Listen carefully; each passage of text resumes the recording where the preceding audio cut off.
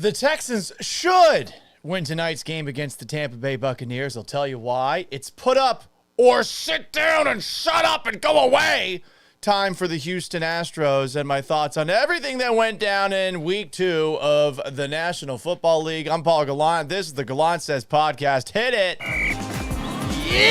A radio show host in Seattle called Paul Gallant. Paul Gallant's wondering the same things a lot of people are. You are definitely living in the hindsight world today, Paul. Do you feel there's been a consistent theme with the interceptions? I think every interception really has a different story. I was just kind of curious what Paul gets to see. Are you kidding me? Paul Gallant, what the hell is wrong with you?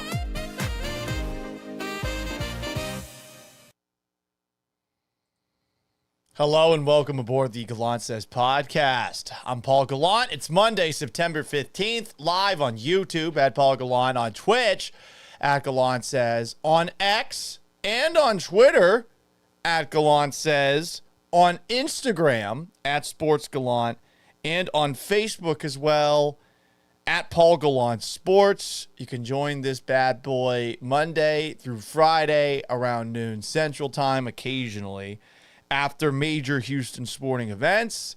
It's available after the fact wherever you get your podcasts, Apple Podcasts, Spotify, SoundCloud, if you're one of those people. Does anyone even listen to podcasts on SoundCloud? I don't know. We're thinking about changing the actual podcast host, but I did just spend all of that money on hosting the podcast for the remaining year. But if you haven't already, subscribe to that, rate, review, like this video, subscribe, all that shit, okay? Please. If you want to cut me off mid-thought because you've got something that's pressing, you should be watching the show on YouTube.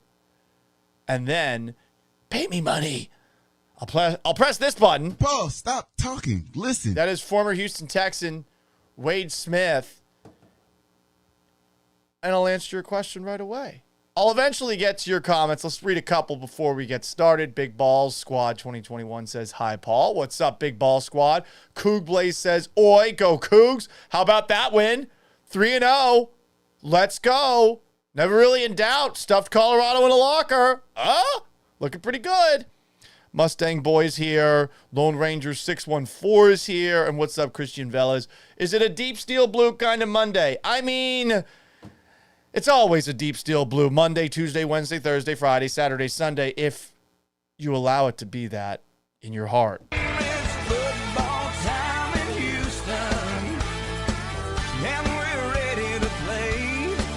I salute you, Clay Walker, and I hope that he is singing the national anthem at today's Houston Texans opener. Defensively, the Texans are capable of taking the Buccaneers down tonight. We know what this defense is. Will Anderson, Daniil Hunter, at safety, Kalen Bullock, who I think is going to take a step forward in year 2, C.J. Gardner-Johnson at corner, Derek Stingley, Kamari Lassiter, Jalen Petrie when he's in the box and not covering people, Azeez Al-Shaair roaming the middle. This is a defense that has playmakers, that swarms to the football, that puts people on their ass. And when you look at this Buccaneers offense, Short's got a lot of players themselves. Mike Evans still kicking it. Future Hall of Famer at wide receiver. You've got a rookie in Emeka Egbuka who had 2 touchdown receptions for the Bucs in his first game. Baker Mayfield, he is a top 10 quarterback statistically over the last couple of seasons since he joined Tampa Bay. Really good at escaping the pocket, which helps considering he's not the biggest guy, can beat you with his arm, can beat you with his legs. Bucky Irving at running back. This is an offense that has some playmakers. But much like the Texans have been playing offensively with some missing parts since the start of training camp when Joe Mixon went down, then Sunday where they're juggling things on the offensive line with Ed Ingram out and no Christian Kirk, the Bucs are going to be shorthanded tonight. First, Tristan Wirfs, their left tackle. He's out, which means Charlie Heck, a guy that you've probably seen occasionally play for the Houston Texans, is going to be out on the left. Also, and I don't know if this has been ruled officially, but Bucs right tackle, Luke, and I'm going to butcher the pronunciation of this word, but Luke Goedeke is questionable with a foot injury. I don't know if he's been officially ruled out as of yet. But the Bucs might be without their starting tackles in tonight's game. Okay. If that's the case, that means the Texans, Will Anderson, Danielle Hunter, should be able to collapse the edge. And assuming that there is some pressure up the middle from a Texans defensive line that I think is pretty damn good, it's going to be really tough for Baker Mayfield out there to continue to escape the pocket and do the things he is capable of doing. We saw Josh Allen struggle with that at NRG Stadium last year. Josh Allen's a bigger guy. He's a more athletic guy. I think Baker will be running a lot for his life in this game. He is certainly capable of making plays when he does that. But, go back to that game between the Texans and Buccaneers a couple of years ago in 2023. It was a classic. It was a great game. That's where C.J. Stroud finds Tank Dell in the end zone with seconds remaining on a last-second touchdown drive. That's where I first started believing in C.J. Stroud. It could be a game like that. It could be a shootout. But I think the Texans defense has a lot of horses for a Bucs offense but doesn't have all of theirs. So the defense should be able to win this game for the Texans. Here's the real question. We're almost completely through week 2 of the NFL season, and it's not entirely their fault that they are the last team in this category. But there's only one team in the league that hasn't scored a touchdown this year. It's the Texans. Yes, all but 4 teams have played 2 games because we got a Monday night doubleheader tonight. But they haven't scored a touchdown yet. 3 field goals Sunday in LA. They got past the 20 for like 5 seconds total. First time penalty. Back. I think a sack as well. Second time fumble. You got to score fucking touchdowns. So how do you do it? How do you do it with an offense that's certainly going to be a work in progress? I would say tonight even. The Bucs have good players on defense. They have Vita Vea in the middle of their defensive line. A big ol' heifer. A biggleby, if you will. Levante David, maybe not the same Levante David of old, still pretty good at linebacker. They have Hassan Reddick now, who's a great pass rusher off the edge. They have Antoine Winfield Jr., who's healthy. He's one of those players that you put all over the field.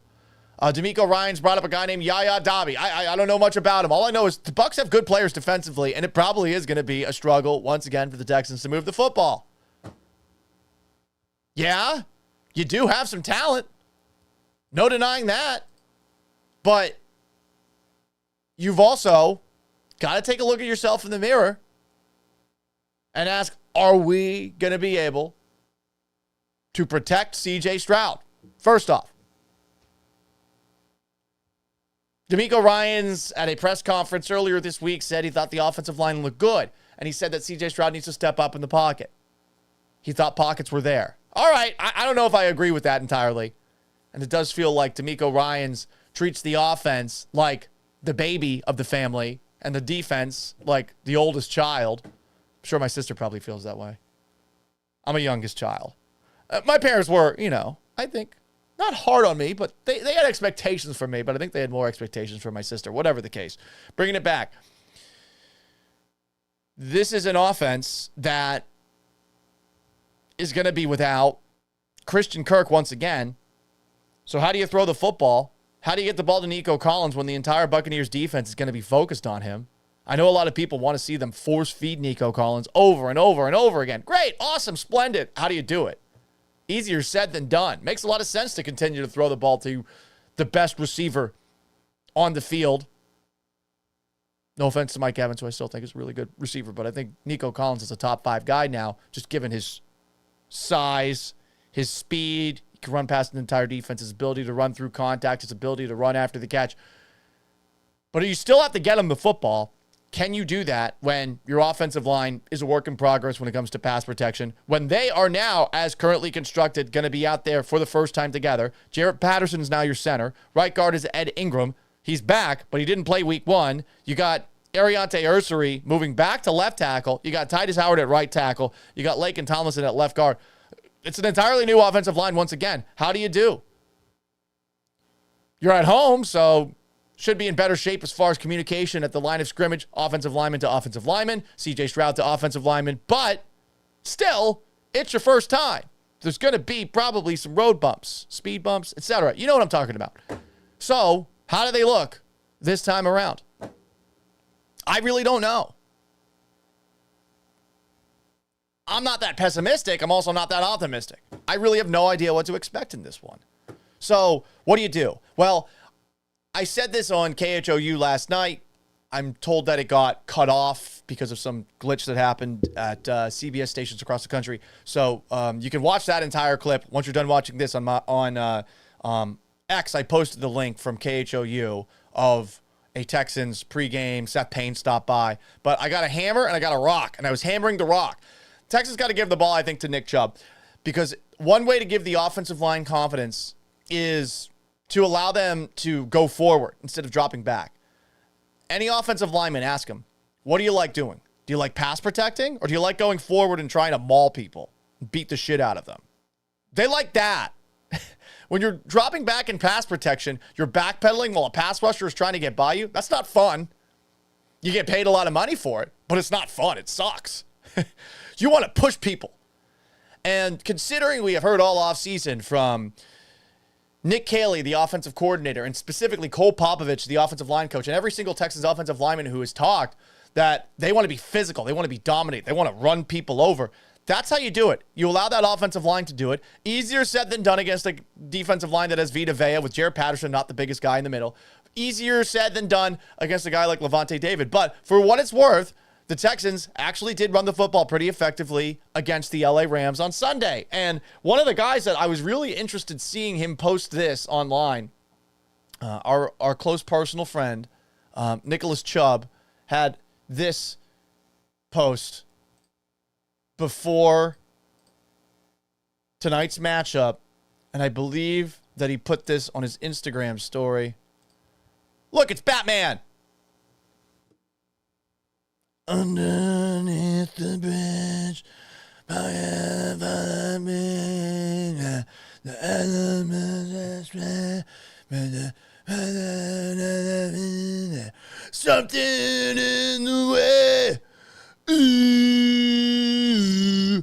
something in the way. It's Vita Vea. He's in the way. But look, the Texans got to run the football, I think, to set everything up. And I know people want to see Nico Collins get the ball. I do too. But how do you make it easier for him? You got to actually make the defense respect something else that you do. You don't have Christian Kirk. I don't know who CJ Stroud's second most trusted receiving option is. Is it Dalton Schultz? I know all of us watching don't really feel that way. Watching Dalton Schultz, he had that drop. So how do you make this thing work? How do you get the offense going? I think it starts with running the football, and eventually you get to play fakes, which are going to be, I think, good because CJ Stroud's good in the play fake, and when Nico Collins gets any hesitation from a defensive back, he has the ability to run past an entire defense. But you need to keep him honest. And I think what you're going to see a lot from the Bucs, much like you saw a lot from the Rams, is a lot of cover too. So that's going to make it tough to bomb the ball to Nico Collins. So if you got two safeties back, all right, give Nick Chubb the ball. Let him see if he can be the guy that he used to be, which is one of the best tackle breakers in NFL history. Keep on feeding him. Hammer that rock. And hopefully, eventually, you can go to the play fake and do a little Operation Shock and Awe with Nico Collins. I do think the Texans win this game, but it really is going to be about putting points on the scoreboard. I know that's a very obvious take to say, but they haven't scored a touchdown yet this year. You know? You got to play complementary football. I trust this defense. The Bucs are hamstrung. They got 2 tackles potentially out for this game. 1 is definitely out. Your defense is probably going to have a good game. This is probably going to be one of those low-scoring games. Total for this game per ESPN bet is 42.5. I would take the under if I'm betting on anything. Texans are 2.5-point favorites. I don't know that they win by 2.5 points. I do think they win the game. If you're going to bet on the game, hammer the under. This is going to be a tough game, I think, for both of these offenses. But I think the way the Texans win with their offense, you run the football, and we will see what Nick Chubb and this offensive line are able to do against a Bucs defense that's pretty damn good. Let's read some comments here. You can join along live, the Gallant Says podcast, on YouTube. at Paul Gallant, or on Twitch at Gallant Says, or on Facebook at Paul Gallant Sports, or on Instagram at Sports Gallant, or on X at Gallant Says. Captain Photon says, howdy, Paul. Kugle says more like a Yankee blue steel, Yankee blue pill. Fuck you. You don't say that.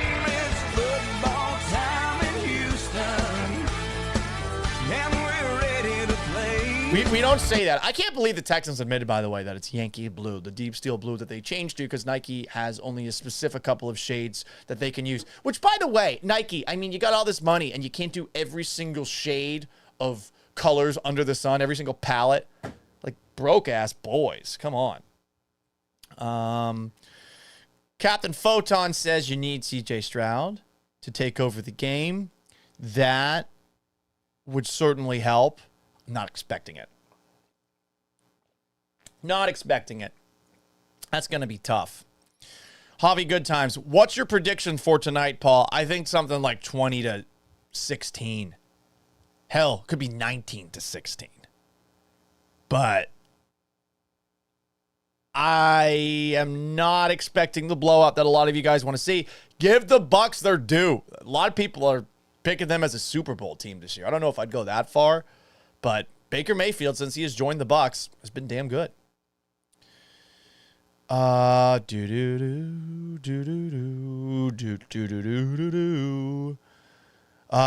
Mello 2K1. We're gonna give the Bucs all the chub they want. Break out the chub tonight. Let's go.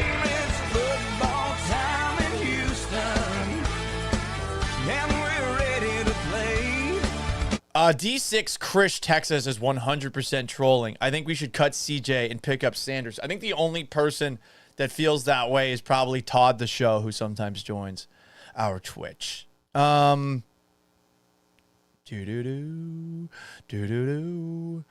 Lindblom says, the drip is legit. Thank you. The Texans did give me this hat. This was before they made the changes to... they gave us the alternate logo, which is like a darker shade of light blue, and the old H-Town, throw up the H's, H, that they've got now. And this shirt, shout out to my beautiful girlfriend, who I love. She found me this incredible shirt at a thrift store. It's silk. I've never had a silk shirt before. This cost like $3. I think someone washed it, so it doesn't exactly feel like as silky as you would think, but it does feel like velvet. It is so comfy. And since, as you could tell, if I'm wearing a hat, I probably didn't shower. I woke up a little later than I wanted to this morning. Slept in a little bit. We're going to get past that, you know? I'm taking things a day at a time, the same way the Texans are taking things a day at a time. But this shirt is comfy as fuck. Captain Photon says, now that the Astros are out of it, let's focus on the Texans. We will talk about the Astros before the end of this show. Desert Stros says, Nico, minimum 125 yards tonight. I'm taking the under on that one, bro. Ian Lindblom says, Baker has ice in his veins. Texans are so anti-clutch, except for the last time they played the Bucs. Virginia Bunweed asks, can we get a birthday shout-out for Dab? Shout out to Dab! Happy birthday, bro. I think he's on the Instagram side of things right now. Captain Photon on YouTube says 2.5 is telling us the bookies like Tampa Bay. Yeah, right. You're a 3-point favorite generally at home by default. I don't blame them for liking Tampa Bay. Can you? I don't blame them. I mean, the Texans haven't scored a touchdown yet. And the Bucs are a trendy Super Bowl pick, while the Texans, I don't think the Texans are a trendy Super Bowl pick for anyone like they were last year for a lot of people. Hassan Wilridge says it's a must-win tonight. I think the way that the AFC South played on Sunday certainly helps you out. Titans lost. Jaguars lost. We'll talk about those games in a little bit.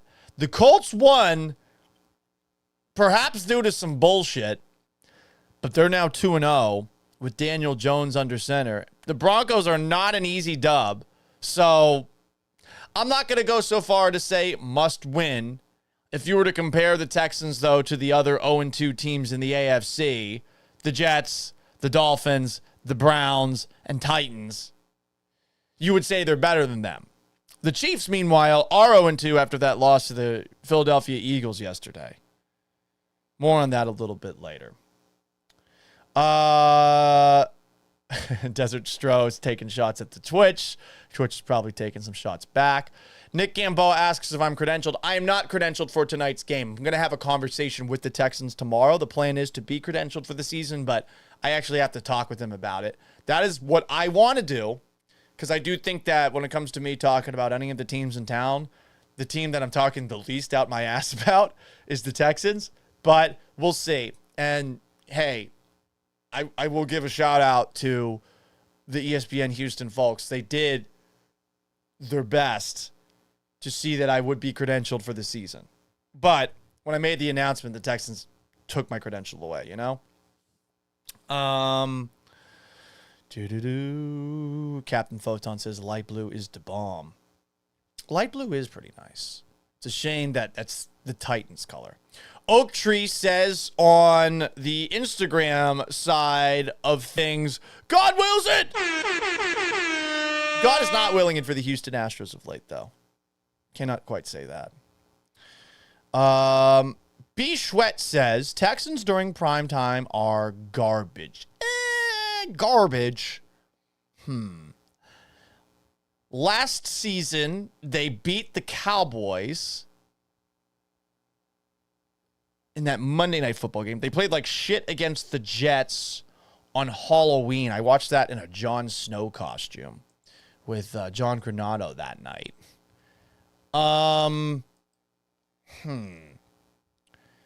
They did get 5 interceptions of Jared Goff in Sunday Night Football, but they lost that game. Let's see. Is that an accurate reflection? Because let's throw out the past Texans with Bill O'Brien and everyone before, because they certainly had their issues in prime time. I was at the Letterman Jacket game in Foxborough. They had gotten smoked by the Packers earlier that year in 2012. Prime time games. They had the 3 in a row. Lost to the Jets. Lost to the Lions. At least we're respectable against the Lions. Lost on that last second field goal. Beat the Cowboys. Oh, yeah, that was the game. I forgot about the Christmas game. I blocked it out of my memory. Jesus, what a fucking disaster that one was. I didn't see my family, so I could watch that bullshit. 31-2. Fuck. Absolutely terrible. That's the last time I'm skipping a holiday to cover a football game. Last time, for sure. Bradley Hendricks says Houston's offensive line is going to be an issue all season. I'm afraid. Yeah, you should be afraid of that. But the hope is that they get better as the season progresses. And I think the way that you can help the offensive line out is by running the football a lot.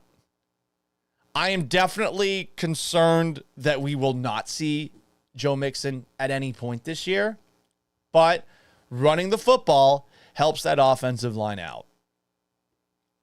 Ian Lindblom says Jags look good as fuck this year. I disagree with that entirely. We'll get to that later. BVB09, if we go 0-3, will D'Amico be on the hot seat? I don't think D'Amico will be on the hot seat if they go 0-3. I don't think D'Amico will be on the hot seat for his job, even if the Texans have a really disappointing year this year. It would have to go disastrously. And I think, yeah, the idea that he's close to the hot seat because they lost to the Rams week 1. The Rams are 2-0, and the Rams came closer to beating the Eagles and an 8 team in the NFL last year in the playoffs. Like, I just don't think it's as close as a lot of people are making it out to be. I will say the Texans do seem to have rabbit ears about that idea. D'Amico Ryans in particular was a little bit, I thought sensitive in the last press conference we saw him speak. Oak Tree asks on Instagram, Astros and Texans share a training staff? ? No. I don't think the Texans staff is one that can be questioned quite yet. But again, we'll fucking wait. Because those Astros guys, a bunch of barber surgeons. Really, I've said this before, that the Astros medical and training staff still has a job while I'm unemployed makes me so angry. I understand it's 2 entirely different fields, but if you're the Astros and you've allowed this stuff to happen all season long with misdiagnosis, I don't get it. Like, Jim Crane, aren't you a billionaire? Where's your balls? Fire people. Don't you guys like doing that? Ugh. Anyway, I saw the most recent Astros injury update is Jose Altuve, who is dealing with something. And what was it that Dana Brown said, Astros GM? Dana Brown told the Astros pregame show he expects Jose Altuve to miss a day or 2 days tops due to right foot soreness. He thinks Altuve's dealt with this before. We're not concerned. Our medical staff is not concerned. Hey, Dana, don't even bring those fuckers up. Don't even bring them up. Because every single time you bring them up, you say that they're one thing. We're all going to feel the opposite way, even though we are not doctors. Now, I come from the house of a doctor. My sister's a doctor. Does that make me a doctor by proxy? I don't know. But given just what a shit show the Astros training and medical staff has been over the last 2 years, I feel like all of us would at the very least be able to, for 3 to 4 seconds in a debate with a medical professional, claim that they're as good as the Astros training and medical staff. And most people, if they were watching along, you know, like that 1 versus 20 kind of style debate, I think a lot of people would probably agree with the rando for at least 3 to 4 seconds. And then we'd all probably, vomit out of our mouths and the medical professionals can take over there. Bradley Hendricks asks, over under 9 penalties this game. Yeah, I forgot about all the penalties from the last game. D'Amico said that the aggressive penalties weren't an issue, but he did not like the procedural penalties, nor did I. And to hear D'Amico say, hey, I thought the offensive line did a pretty good job, all things considered, at his press conference, that was annoying. 11 penalties for 80 yards. 9 penalties would be a progress. 10 penalties would be progress. I'm going to take the under, but I still think it's going to be over 6.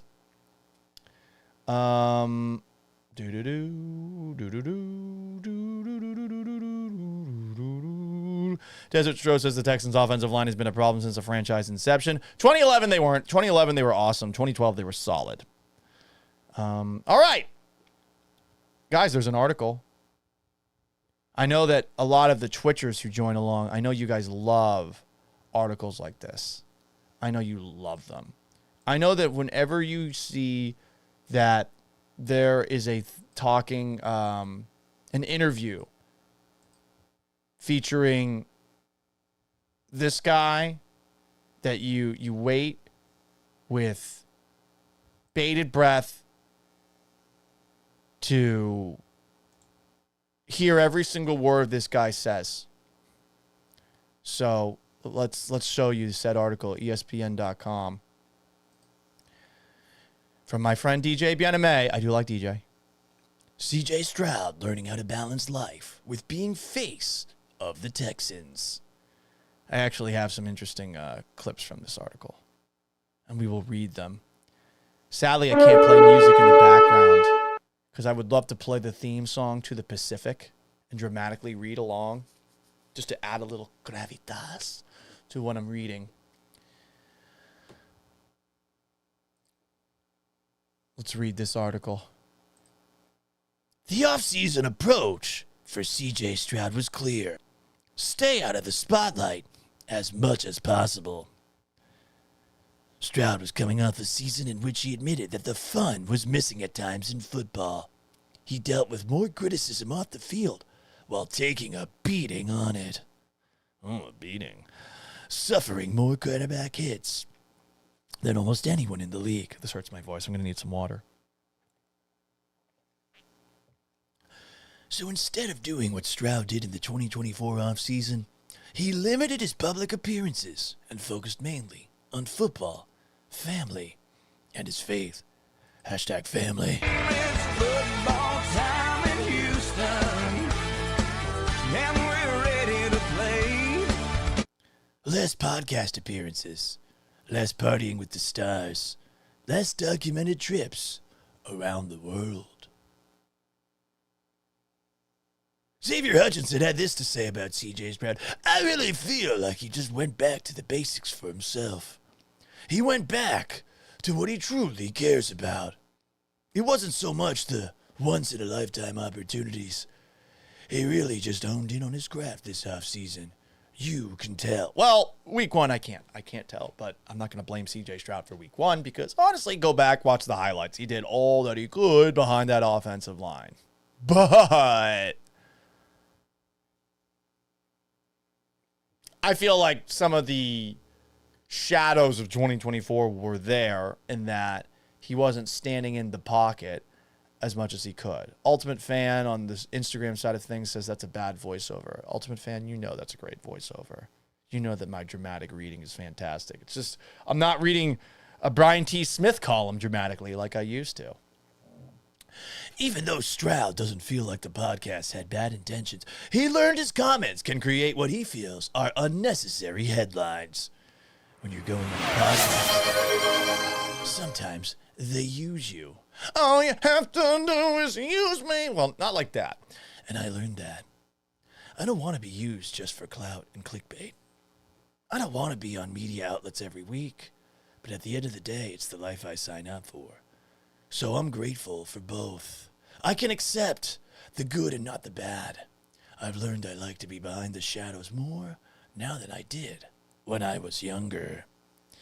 Yeah, well, I think every single guy who's ever done a commercial going into an NFL season only to not do so well over the course of that NFL season, Baker Mayfield when he was with the Browns, Will Levis with the Titans last year. Yeah.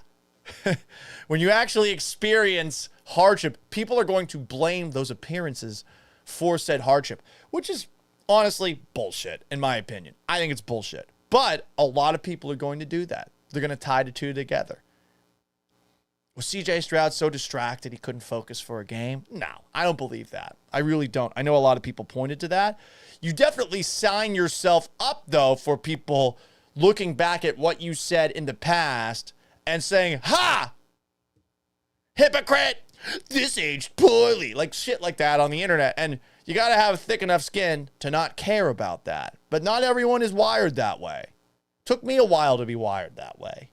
For a quarterback, you're getting a lot more of it than I get it, you know? So, it's nice that Stroud did less this offseason. I don't think, though, that it's going to lend itself to him being better. Ultimate Fan says, I could do it. I'll give you a great voiceover. That is probably true. Brother! I'm not going to be at the game. I am not credentialed for this game. Next time around, I might be. We shall see. I'm going to have a conversation about that. Motherfucking Cornbread is asking me to do my voiceover in a different voice. Can you use your best black guy voice? Well, I don't see color, and I also don't hear color, so I don't know what you want from me. I don't know what you want from me.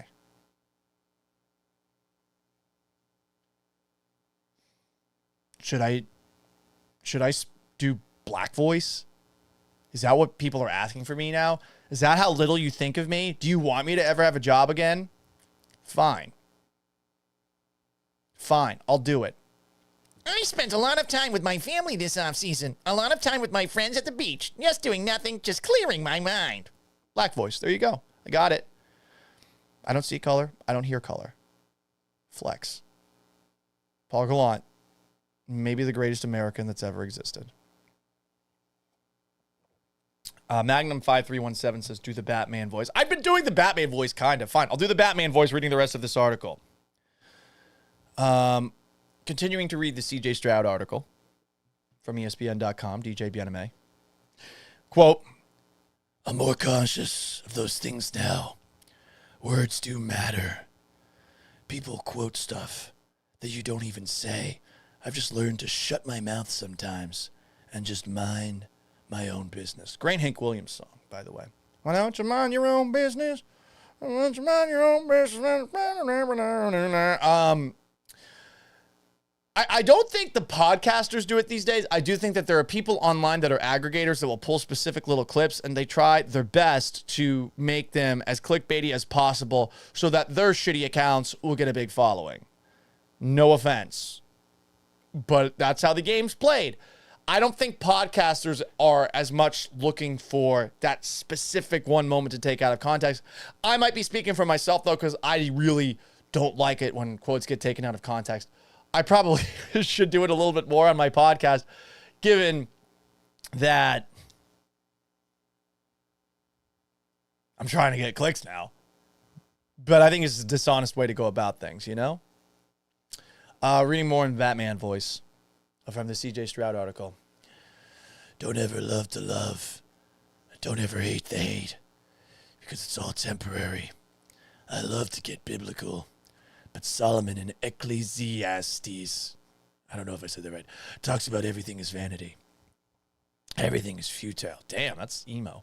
So everything will be here today and gone tomorrow. In 100 years, people probably won't remember me. I honestly never thought like that until this past year. I've just been growing as a person. So, less off-field distractions for CJ Stroud, but same offensive line in front of him. No Christian Kirk. No Joe Mixon. We will see if today is the day where the Texans finally score a touchdown and where the offense takes a step forward. I think the best way to do that is handing the ball over to Nick Chubb. Big Ball Squad 2021 asks, do a Cartman voice. Respect my authority. Does that work? Suck my balls, Kyle. Not as good as Trey Parker and Matt Stone at that, for sure. Hang on, got to huck a loogie. Sometimes you talk for such a long period of time and then the saliva accumulates in the back of your throat and it's kind of nasty. Kind of nasty, you know? Anyway, what else? What else is going on here? I feel like my office is turning into a little bit of an oven, so I'm going to turn the air conditioning down. I will be back in about 5 seconds. So in the meantime, as we transition over to talking a little bit about something else, I'm going to give you something that I hope will, during a really difficult time, put a little pep in your step.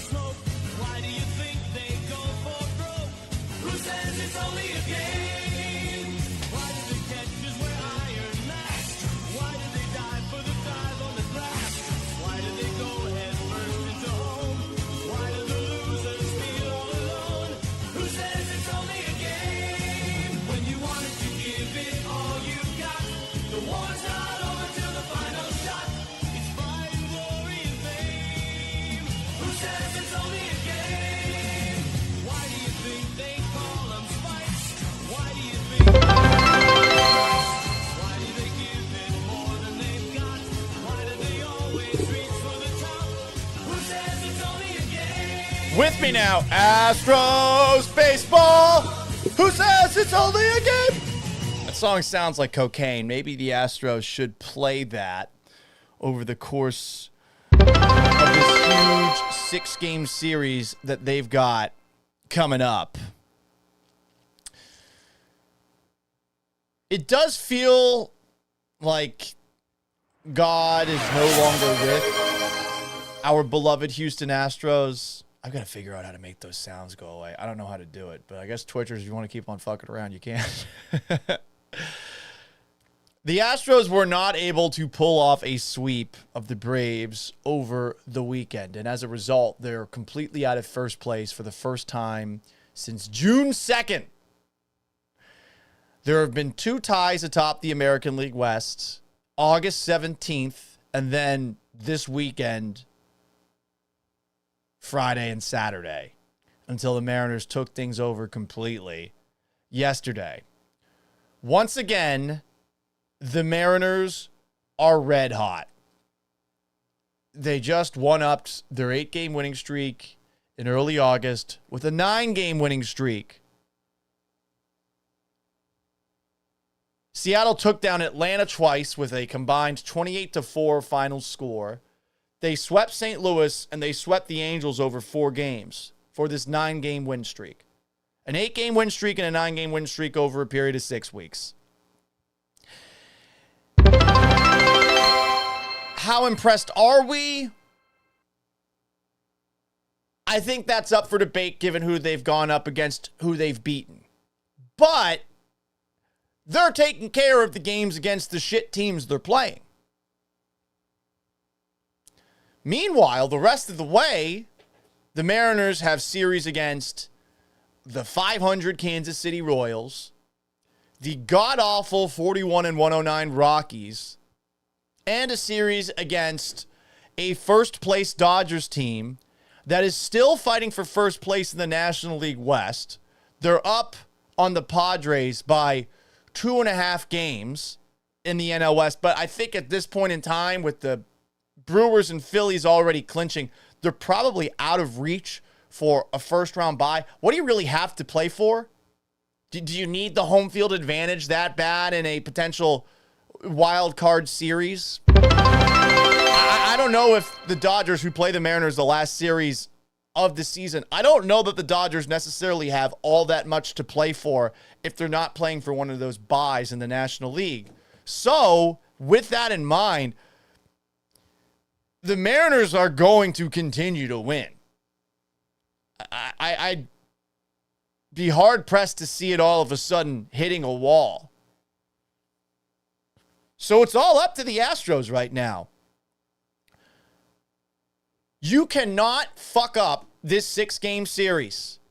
A homestand against the Rangers and then Mariners. By the way, Texas has won 7 of 10, and they're not that far in the rearview mirror either. To quote my high school football coach before our game against Northside Christian, our arch rivals, to wrap up my senior year, "This is it right here. This is a season." He said it like that. I don't know why he had a lisp. We all gave him a little bit of side eye before the game. I'm a little frustrated because I, glory boy that I was about to give a speech, but the last time I'd given a speech that season was before a season opener, and we lost like 63-0. We lost this game 35-0. It was very close until the very end. Our offense sucked. It sucked. I think about that game all the time. I think there were 3 touchdowns scored by them in the fourth quarter. We just couldn't move the ball. Slog of a game. Whatever. Paul, get over it. It happened 20 years ago. That is true. But this is it right here. This is the season. You cannot afford to lose more than one of these games over the next 6. Not more than one. You got to go 5-1. Got to. You got some easy games the rest of the way after these coming 6. But what's been easy for the Astros this year? You cannot lose more than one game these next 6. If you do, I think you're fucked. I think it's over. So you better take care of business, Astros. You better take care of business. These games are at home. Yes, there are some questions about your pitchers, the depth that you have on your bullpen, but the lineup should not be a problem anymore. Even if you are forced to throw out Zach Cole, shouldn't be any questions about the lineup right now. Take care of business, win 5 of 6, so we can get back to saying God wills it. That would be very, very nice. By the way, do you know what's been really funny? It's been seeing the way that Houston media legend Mark Berman, now that he is out of the game, is talking about sports. I love it. So, Sarah Langs, who is a baseball writer that a lot of people like, posted this after the Mariners got their win to go 7-0 on their homestand and win 9 in a row and get first place, sole possession in the AL West. This is the latest into a season the Mariners have had sole possession of first since 2001 when they won the division. I think that's when they had the major league record for wins in a season. Anyway, here is what Mark Berman said in response to this. "My apologies, but I don't give a rat's ass about that stat." You know what? You know what, Mark Berman? I'm going to give you this. I'm going to give you this. It's football time in Houston, and we're ready to play. And I'm going to give you this. That don't impress me much. Because that don't impress Mark Berman much. I don't give a rat's ass. Hell yeah. Mad Mark. We might need to have him on the show at some point. I like sports fan Mark Berman. Good for him. Finally gets to share his grievances.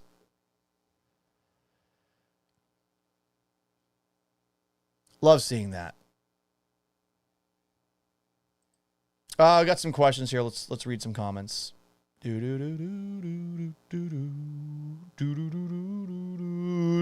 with the Astros for now. We'll get back to the Texans. Hassan Waldridge says, my Astros suck at home. Yeah, it's been a frustrating time of late. Ian Lindblom says, the Tigers look unstoppable. That they do. Captain Photon says, go Astros. BVB09 asks, could you survive a Joel Blanken Gallant sports duo show? I could do that for sure, but I like to operate by myself because I can go down rabbit holes. Not to say Joel can't go down those rabbit holes with me. I do think that Joel's show with Barry Laminack, I think he had a little more fun on that one than he did with Jeremy. Jeremy's show a lot more like a traditional sports talk show. And hey, I mean, if that's what you're looking for, that's what you're looking for. You know, we wish them well. Here's some other thoughts on what went down for the Astros this weekend. Assorted thoughts. I'll be honest, didn't watch the game, so there's certainly a little bit of box score hot takes going on. They say numbers lie. Stats are for losers. Final scores for winners. But right now, they tell the whole story. Buckle up for box score hot takes.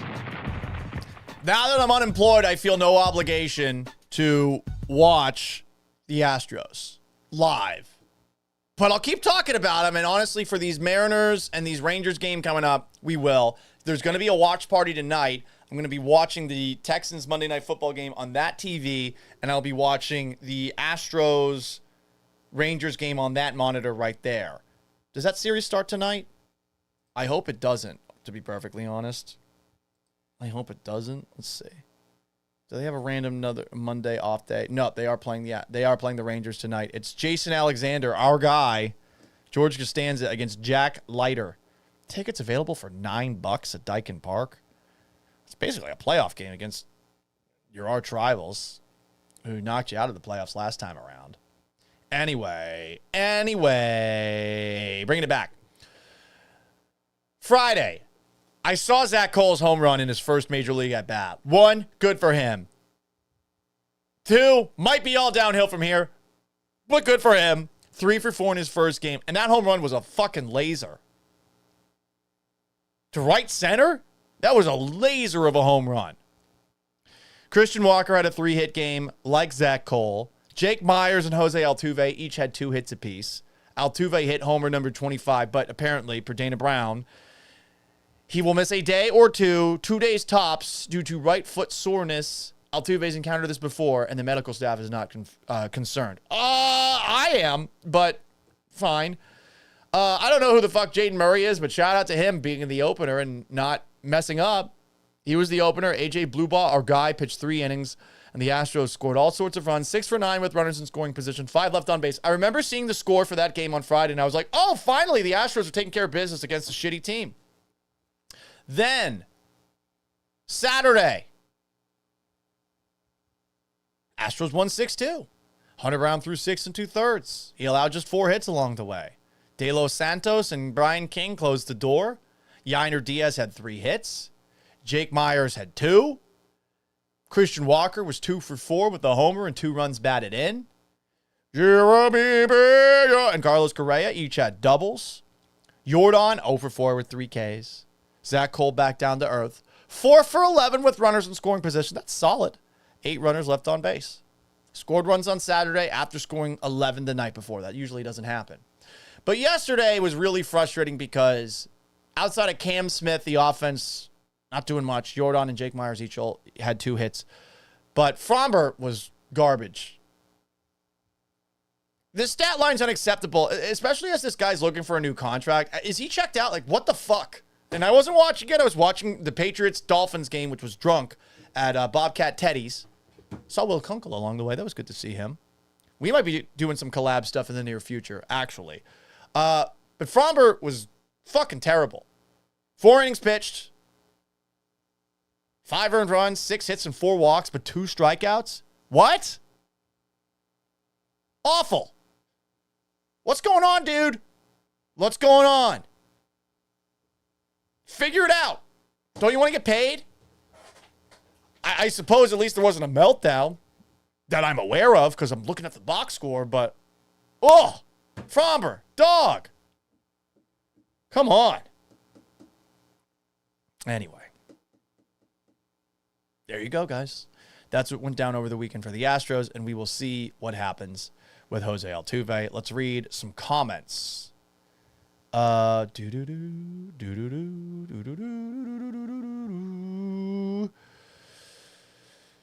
Magnum 5317 says these pretzels are making me thirsty. What's that from?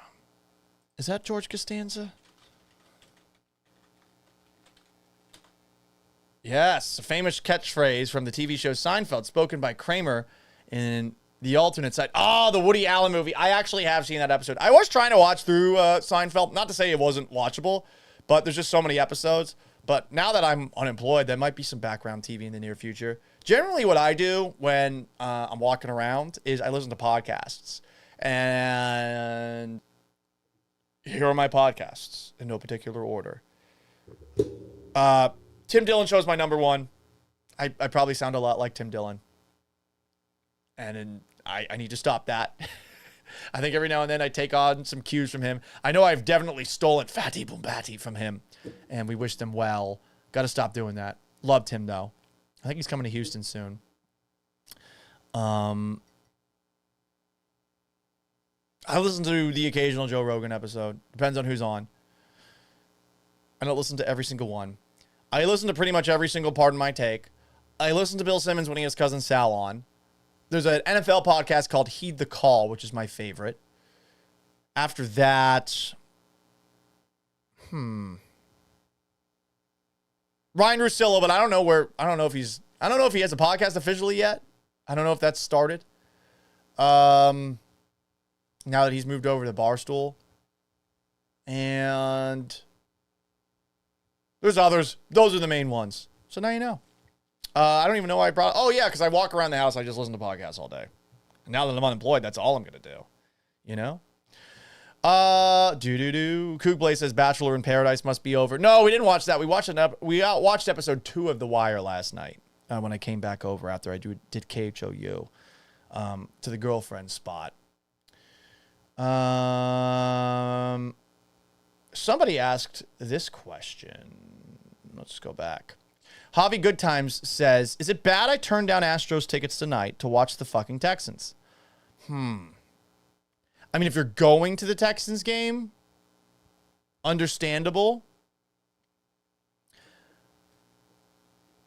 If you're watching on TV, slightly less understandable. Like, were those tickets free? I do like going to Dyken Park.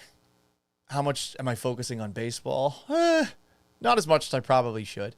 Probably more focusing on how long is the line for the El Tiempo margaritas. But if it were up to me, the sports fan, I always pick NFL over baseball. But I think if I'm just a casual sports fan, I prefer to go to Dyken Park if the tickets are free and hang out with my friends than to watch the Monday Night Football game on TV. Rick Hagwood says, I don't watch baseball, basketball, or soccer on your 65-inch TV. Shout out to you, dude. Women's beach volleyball is the only round ball sport my TV likes. Hell yeah, brother. You perv. Nothing wrong with being a perv. Nothing wrong with that. Javi Goodtime says he's restarting The Wire, Season 3. That's probably the best season of The Wire, if we're being perfectly honest. Okay, NFL Week 3.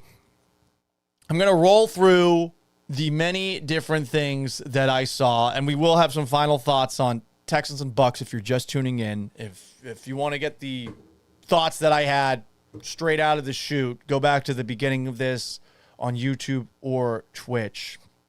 Oh, shit, Ian, I forgot about that. Yeah, Come Down the Podcast is a very good podcast. R.I.P. I will occasionally check out the Adam Friedland Show spinoff. I really wish Nick Mullins was doing anything. I love to see that Stavi's doing so well for himself. Nick Mullins is one of the funniest people alive, criminally underrated. The impersonation of Tucker Carlson that I do is an impersonation of Nick Mullins' impersonation. Yeah. Anyway, NFL Week 2. Let's get to it. The Eagles took down the Chiefs 20-17 in a rematch of Super Bowl 59. The Eagles are 2-0. The Chiefs are now 0-2. The tush push has entered bullshit territory. There is no denying this. I'm going to show you a clip of the tush push. Look at this shit. Look. One more time. I mean, this is happening on multiple plays. Look at these. The left guard and right guard, before the snap is happening, are moving. I am of the belief that, yes, hey, if you hate the tush push, stop it. But that's fucking bullshit. Complete bullshit. That should not be allowed. It's two guys. Look at that. Two guys false starting at once, and that happened multiple times. Multiple times. Come on. What are we doing here? Twice. I don't know how they got away with that. Because I saw for sure it happened twice. It probably happened even more. It probably happened even more. Eagles are the best team in the league. This is a huge win for them to start off 2-0 with two games out of the chute that I would say aren't pushovers. I think the Cowboys are going to have a pulse this year. I don't think they're going to be bad. They did take their sweet time to beat the Giants. Shout out to them having Jadeveon Clowney now.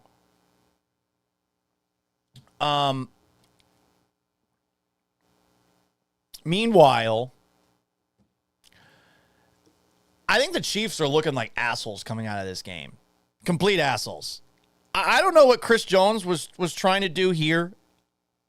A lot of people talked about this after the game. You got Chris Jones and the Eagles about to snap the football. At the very end, you're going to barely be able to hear it underneath the commentary, but listen if you can. Hang on. Is that not playing? Oh, you got to unmute the tab. Sorry about that, everybody. Unmute site. Season. Meanwhile, the Chiefs are about to start 0-2 and hand Patrick. One more time. Here you go. We won the fucking game in response to Chris Jones saying, meanwhile, the Chiefs. You didn't even have 100 yards. Like, Chris, you can't talk shit while they're kneeling the ball. No one can talk shit while they're kneeling the ball. It's the equivalent of you have just been conquered and say it's like the Loot Train battle, season 7 of Game of Thrones, and Danny's got everybody on a knee. Hey, bend the knee, or I'm going to torch your ass. And instead of the way that the Tarleys both stood there nobly and got burninated, instead of that, like imagine they say like, "Fuck you, you're a bitch." Like imagine you do that. That's what Chris Jones' energy is right there. And 2-time Super Bowl champion, one of the best, 3-time Super Bowl champion, right? One of the best defenders in the league. I get all that. That was dumb. You lost. Shut the fuck up. People should know when they're conquered, to quote Quintus from Gladiator. More Chiefs being assholes in this game. Did anyone see the shirts that they were wearing before the game? I didn't see this until after the fact. Travis Kelce, right here, is wearing a free number 4 t-shirt. Free Rashee Rice, who was suspended the first 6 games of the NFL.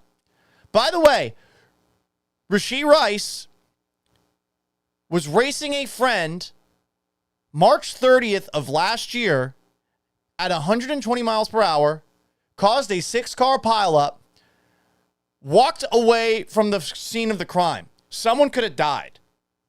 And he was just being a stupid asshole with a fancy car.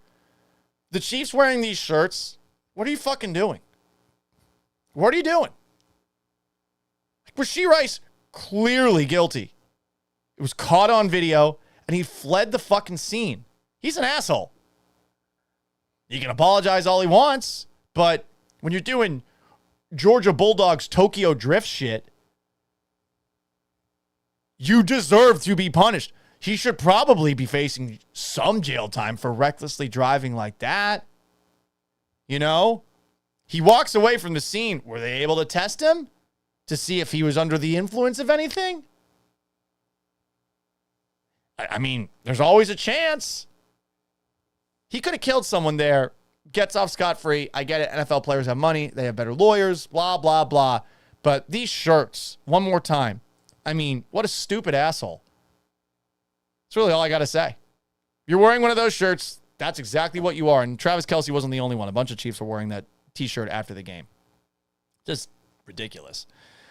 The Indianapolis Colts beat the Denver Broncos. They're 2-0 with Daniel Jones. 29-28, they win that game. A lot of people think that the Broncos got jobbed because the Colts' game-winning field goal attempt, which you'll be able to see here, dealt with some sort of penalty. You're going to be able to sort of see it in just a moment. Let me show it to you. Hopefully we don't get copyright strike for showing all this video, but watch it right here. You can see the Colts line of scrimmage. You can see the holder behind them. I think what the Colts got called for, what the Broncos got called for here, because the Colts missed this field goal. The Broncos should have won and been 2-0. If you watch this here, I think that the Colts are getting called, I keep on saying the Broncos. The Broncos, I think, were getting called for that right there. You're not allowed to touch the long snapper. So the Colts get to re-kick it. And thanks to, because he's pushing him down, trying to give the Bronco defender right there the ability to jump the highest he possibly can and potentially block it. Like, that is technically illegal. So a lot of Broncos fans are pissed off today. I do think that by letter of the law, that was illegal. So that's why the Colts got to kick it one more time. It's one of those rules where you're, I guess, trying to protect the long snapper. I guess. But I do think that there was technically an illegal play. You know?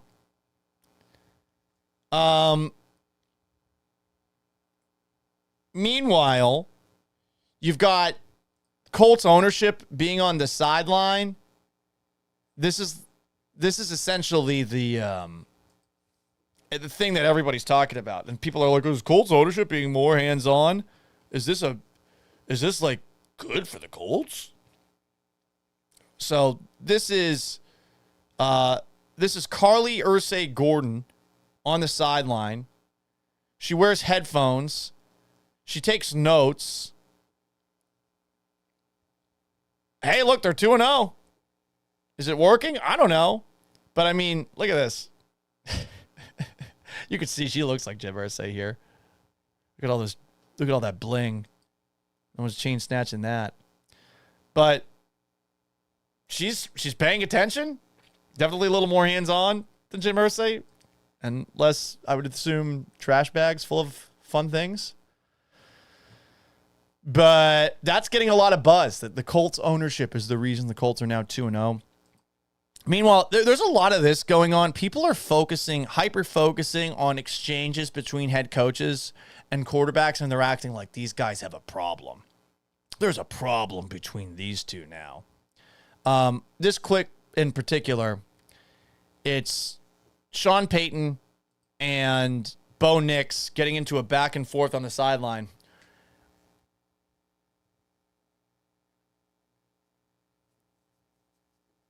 And people are like, oh, this young generation, they can't be coached. I don't know, man. Like, that happens. Coaches and players get into it on the sideline a lot. It happens. Does that mean that there's a battle between the two? I don't think so. I'm not on that front. Man, So much saliva production over the course of this show when you're talking as long as you are. More from NFL Week 1. What else we got? Bengals took down the Jaguars 31-27, and Joe Burrow might be out for the next 3 months. He suffered a grade 3 turf toe injury with some ligament tears. He was in a walking boot and on crutches after the game. He might be out for 3 months. Amazingly, with Jake Browning finishing things for the Bengals, and Browning's been all right in relief of Joe Burrow in the past, Cincinnati is now 2-0. The notorious slow-starting Bengals get to 2-0 after taking down Jacksonville 31-27. We'll see how they fare without Burrow. I do imagine they will lose some games, but if it's just 3 months, if Burrow's back for the stretch, perhaps the Bengals can do what they did last year, which is at the very last minute, put on a very, very strong push to be the final seed. You know? Anyway, more from this game, from the Bengals side of things. People, check that. Not the Bengals side of things. From the Jaguars side of things. Trevor Lawrence and Liam Cohen, the new head coach of the Jaguars, people are wondering, much like they were saying the same thing about Bo Nix and Sean Payton, if there's beef between these two. I don't know how many people saw this clip, but there was a moment during the game, and you can watch along if you're watching on YouTube, Twitch, Instagram, Facebook, X.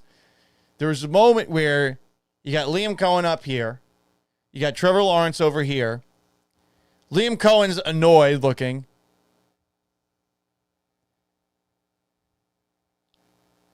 It looks like Liam Cohen is saying, throw it at his body. Meanwhile, you can't really see Trevor Lawrence waving him off, but in slow motion, it looks like Lawrence waves him off. And people are wondering, do Liam Cohen and Trevor Lawrence hate each other? Because Lawrence is not the most accurate quarterback. Lawrence has moments where he doesn't put it exactly where he needs to. He has the arm strength. He has the ability to run. But his accuracy has always been an issue. I would say going all the way back to Clemson, he sails passes regularly. And hey, if you put it on a guy's chest, it usually means you're not sailing a pass. But he does a lot of that. So after the game, both Liam Cohen and Trevor Lawrence talked about this mid-game back and forth. Much like with Bo Nix and Sean Payton, for now, I do not think this is a big issue. But here's what Cohen had to say about it after the game at his post-game press conference. Let me unmute things. Duval. That was just one throw. I was pissed. You know, it is what it is. You know, it's not, that's emotion. It's not personal ever. You know, that's just kind of me getting worked up. So he threw a dime in the back of the end zone. We don't make a play. You know, I was very pleased with his competitive nature, the way he stayed calm on the sidelines. Like, he doesn't get, you know, he's pretty even keel, which is good for me. I need that. So Liam Cohen's basically saying, yeah, I'm passionate during a game. Lawrence is even keeled. There's a nice balance between us. Does sound a little bit like a spin zone, but for his part, Trevor Lawrence also talked about it. This relationship is new. They're getting used to one another. And Lawrence seemed to not have that big of an issue with that back and forth that he had with Cohen. Here he is after the game. Let me make sure this is also in. Oh, no, it's not muted. Okay, let's go. Here is Trevor Lawrence talking about things after the game. His exchange with Liam Cohen. It's really good. The communication is really high. I think, you know, Coach is really passionate, which is something that I've noticed ever since he's been here, and I love that about him. And we'll get fired up, you know. So it's been cool seeing our, you know. And there's times where I'm not always that way. I'm kind of a little more like this, but he's honestly brought a little bit of more of that out of me. It's interesting. I mean, the way I hear it from them sounds like they're yin and yang. I don't know what this ultimately means for the Jaguars. I know a lot of us here in Houston, we're hoping that this thing blows up spectacularly. Lawrence has talent. I'm not the biggest fan, but he has talent. Cohen has made things work before. Obviously, we saw what he and the Buccaneers were able to do together. I do not think this is something that right now you should fixate on and say, oh, yeah, this thing is doomed to fail. It's week 2. I know people are going to do that, but I don't think this is a big issue. I will point to something else, though, that actually is a big issue. Everyone seems to be pissed at Brian Thomas, who was a rookie receiver for the Jaguars last year, because it seems like he is ducking away from contact. If you missed this, here is one incident of that. And 4th down. Let me mute this so that I don't get copyright striked. I mean, a little bit of a hospital ball, right? But, hey, man, ball's there. Meet the ball. Jump up and get it. Instead, you can almost sense that he feels this safety that's coming over. He wants to avoid the contact there, and that guy doesn't even hit him. He almost picks it off. So you see something like that, and you're like, hey, Brian Thomas, dude, what's going on? And there are other moments like this in Sunday's Bengals-Jaguars game. Here is another example of this. Sorry for all the Brian Thomas fans out there. This is not great. More Brian Thomas seemingly ducking contact here. Look, he's wide open here. He sees a guy coming towards him, a linebacker, and he just drops it. And you've also got,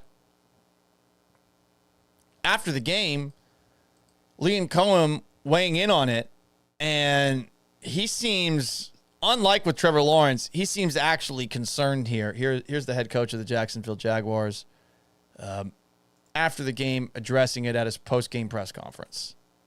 Yeah, I gotta go watch it, and just go figure out what that, was all about and what it looked like. Yeah, I gotta go take a look at that. He sounds pissed. That's a coach that's pissed. Doesn't have much to say, doesn't know how to say it, tries to politely frame it as best he can. Other things that took place in the game, if you believe that Trevor Lawrence got brain damage from Azeez Al-Shaair, you might be pointing at this moment in the game where Lawrence steps up, rolls to his left, and throws the ball like 4 yards downfield. I don't know what he thought was going on there, but that did happen. Also, in this game, there were some who are wondering why this was called a pass interference. I only saw this because El Prez from Barstool Sports went on a rant about this. Travis Hunter doesn't turn his head around till the very last second, but he is able to turn his head around and deflect the ball away. That pass interference set the Bengals up. They eventually march down the field and they get the go-ahead score. That does, to me, look like a good bit of defending by Travis Hunter there. I think defenders are constantly getting screwed over by the NFL rules, which are so favorable towards offenses. I don't think that was PI. You're a Bengals fan, you probably disagree, but here I am being a little pro-Jaguars on this episode. We also apparently had another dildo throw. And people on CBS, I guess, thought it was a flag. Where's the dildo? Boom! Dildo! One more time. Let's see it. Keep an eye out. Yellow. It's going to come into the frame in a second.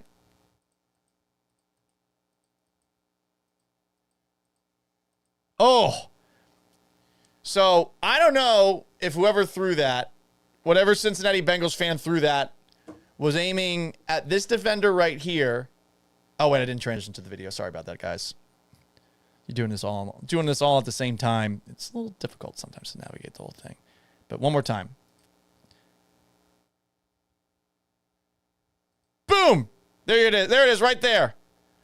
Was he trying to throw it at 29? Or was he trying to throw it at 22? But there it goes. Plop. Right on the ground. Almost hits that camera guy right in the head. He never saw it. Never even saw it. And because I think of its neon green nature, it seems that CBS believed that that dildo was actually a flag. Which is pretty damn funny. Random question asks Magnum 5317. What is the most interesting item in the room that you're in? That's a great question. There's a lot of things in here. My football helmet, maybe, which is up on the wall way back there, or the just absolutely psychotic framed jersey with like newspaper clippings from my high school football days that is also up there. Maybe I'll take a picture so next time you guys can see it. It is like 100% me Marilyn Mansing myself, essentially, for lack of a better term.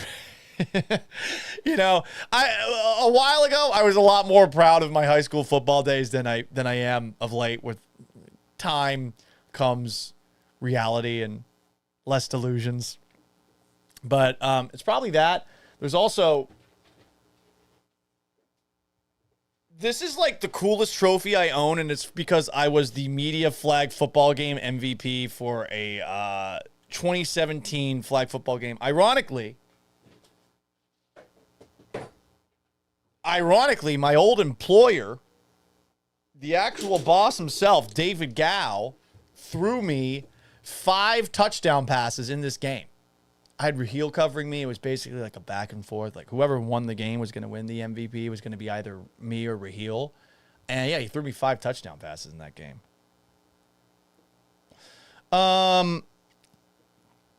What else do we have to dive into? More NFL games. The Bills smoked the Jets 30-10. Expected. It's going to take some time, I think, for Aaron Glenn and company to get going. Definitely less offensive fireworks for Justin Fields and that Jets offense, which is to be expected. The Ravens killed the Browns 41-17. I think it was Deshaun Watson's birthday. The Lions blew out the Bears 52-21. I saw that there were some "fuck Ben Johnson" chants at Ford Field. It's always amusing to see a beloved fan base become hated once they experience just a little bit of success. The Rams took out the Titans 33-19. I did want to show you a couple of things in that game. Rams are a really good team. Titans are a mess. I think their coach, Brian Callahan's going to be fired at the end of the year. But I like everything I hear from Cam Ward. And I also like everything that I'm seeing on the field from Cam Ward, because he did 2 very cool things in yesterday's game. Here's the first of those things. Cam Ward, Titans quarterback, under pressure, escapes a rusher, rolls out to his right, rolls all the way to the right side of the field, and while falling back, lasers a throw all the way back to the left for a touchdown. And I mean, there was never a chance for a Ram defender to deflect that. I mean, watching that game live, to see a play like that from your rookie quarterback, a throw like that actually, for a moment, would have tied the game up for the Titans, absolutely insane. That play, sick. And I know a lot of people are like, well, Will Levis did some of that shit last year. Fair. Will Levis, from time to time, would pull off the spectacular, and a lot of NFL players are capable of the spectacular. But, I mean, that's Cam Ward in his second game. I think Ward is going to be a tough out for the Texans. You're making throws like that, escaping the rush. I mean, shit, what can you do? More NFL highlights. Here is Cam Ward. I mean, goodness gracious. This is a Will Levis kind of play, but He's tripped up. He's falling. And he laterals it ahead to a Titan receiver who gets a couple of yards. Ward's going to be good, I think, based off of the early returns we're seeing. Some people are asking me about college football takes. Do you want the college football takes now? Now that we've talked about, for the most part, all the games that are affecting us, that are local to us. Number one, Arch Manning. I didn't watch the game closely for Texas, as closely as I would like. I was at the new Kirby Ice House in the Heights. It's a beautiful spot. A lot of people out there. I had a blast. I was focusing more on Georgia, Tennessee in that moment in time. Arch Manning's first half stats were fucking awful. Awful. He is missing routine throws, and if you're a Texas fan, all I think you have to bank on right now is the hope that he's actually hurt. Every single time Steve Sarkisian has been asked about him, he seems to be dodging the question or gaslighting. But Arch is even saying it after the game. Like, that's not good enough to win in the SEC. He's right. That was a god-awful performance. At least last week, once Texas got going, and it took them a lot longer than it should have to get going, you did see some flashes from Arch. But a lot of people were focusing on, hey, why is he throwing it sidearmed? And why is he grimacing when he throws the ball? If you're a Texas fan, I think that's really all you have to hope for at this moment in time when it comes to Arch Manning potentially being the Arch Manning you're hoping. Mother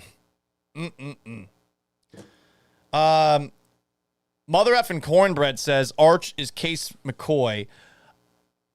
I saw one of my buddies said that he texted this to the UT group chat that he's in. Arch Manning is Garrett Gilbert. Played in a national championship game, highly touted, was actually respectable in said national championship game. Obviously, Arch, didn't see a lot of Arch in the college football playoff. But maybe you wanted to have seen him in the college football playoff, specifically when Texas was in the red zone. I think Garrett Gilbert's the best comparison that's been made. Javi Goodtime says the Red Raiders look good. Yeah, that's right. They covered the spread. It was a huge spread against Oregon State. Other big things. Shout out to the Aggies. Did the Aggies get a little bit of help?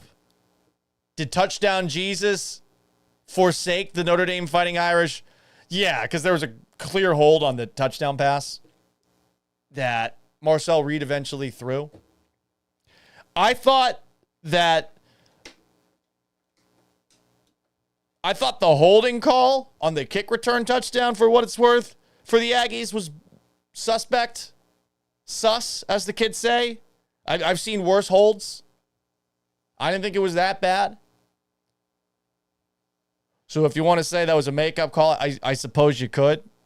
But the Aggie player tackled the dude who had penetrated from Notre Dame. He tackled him. Can't deny it. But that was a hell of a win. I think the Aggies desperately needed that just as something to hang their hat on. Because I know that under Mike Elko, you've been hoping for that first big win. And hey, to get it in South Bend against a Notre Dame team that was in the national championship last year, that also had an extra week to prepare for Texas A&M, hell of a job. They showed a lot of resilience in that game. I don't know what it means big picture for them. I have some questions about Notre Dame and how they compare to the best teams in college football. But that was an awesome win. Seriously. My hat is off to you, and it was cool to experience a bunch of Aggies celebrating the victory together at Kirby Ice House. I know I make a lot of fun, but generally, with me, Aggies have been very cool, no matter how much shit I throw at them and how much I make fun of them. That was an awesome win. So, some golf claps. Florida, good God. Did DJ Lagway throw 5 picks? That was awful. For those who don't know, I support Florida Gator football.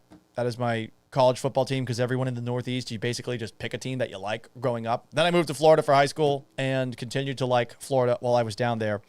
Yeah, that was awful. I don't know what to say. I thought it was funny that Brian Kelly got asked a tough question about his offense to open up the press conference, and he went on a rant, and we'll probably play that rant tomorrow when we do the college football six-pack. But, yikes. That poor kicker for Tennessee, I hope he's okay. I'm sure that he is dealing with a lot of death threats and other horrible things. He did not look ready for that moment. I will say this about Tennessee as a fan base. There's someone reposted like that. They kept on showing Phil Fulmer, former Tennessee coach who won the national title with them in '98, a lot. And I saw one person repost this and say, why the fuck is Phil Fulmer watching this game live? Tennessee has the most entitled fan base there's ever been. Like, you think Aggies fans have unrealistic expectations? Tennessee was good once with Peyton Manning, and then the team that was after Peyton Manning. That was the team that won the national title. They were good once. And they act like they're going to beat Tennessee again. Why?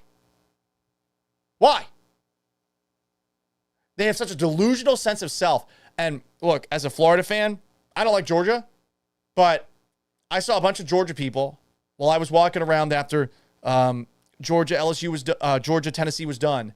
And I was telling every single Georgia person, I said, good job, fuck Tennessee. And they were saying, fuck Tennessee. Gator fans, Tennessee fans, high-fiving over fuck Tennessee. They deserve that loss. Fuck them. Entitled, delusional program with fans that I do not understand why they think they are what they are. And it's, I suppose, not that surprising why the Titans fans are as delusional as they are.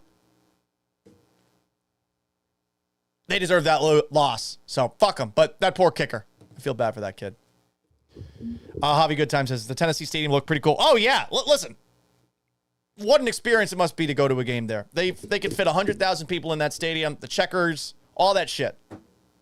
Neyland Stadium's cool. Hell, I think Rocky Top's a cool song. But I think their fans are just delusional. Absolutely delusional. As far as what else happened in college football, those are the big games.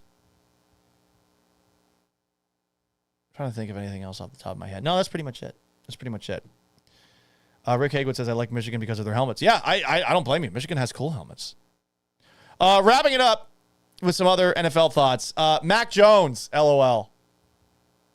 The 49ers are 2-0. There's a guy by the name of Grant Cohn who is a 49ers beat writer, and I loved seeing him say this. If you're paying a quarterback $53 million a season, his backup shouldn't be able to put up the same production. And Mac Jones had a pretty good game. We'll see how the 49ers do now that Kyle Shanahan finally has Mac Jones. And quarterback controversy in San Francisco? That would be pretty funny. Steelers, Seahawks. Seahawks beat the Steelers 31-17. I kept on checking in on this game. I saw that it looked at one point like Aaron Rodgers had thrown a touchdown pass to Calvin Austin. He dropped it, and the Seahawks intercepted it. It was a wild game. I don't know the context for this play, if this was actually called a touchdown for the Seahawks here, but this is one of the wildest things I've ever seen. It's a lot like that Texans-Bills game where that idiot on the Texans forgot to pick up the snap. But ball bounces by the Steelers player, and he doesn't run back to go get it. And I don't know if they called this a touchdown for the Seahawks or not. All I know is, like, I saw that. I was like, is this AI? Because that's just one of the stupidest plays I've ever seen. But that game seemed to be weird. Falcons 22, Vikings 6. A lot of people are wondering if J.J. McCarthy can throw left, like to the left side of the field. And if you take a look at the game charts, it certainly doesn't look like he can. Patriots beat the Dolphins 33-27. It was a crazy game. This is usually a game the Patriots struggle in even when they're good, playing in Miami. And get this. They didn't, which I think is a reflection of where the Dolphins are. They seem dead. Everyone is talking about this Mike McDaniel quote after the game.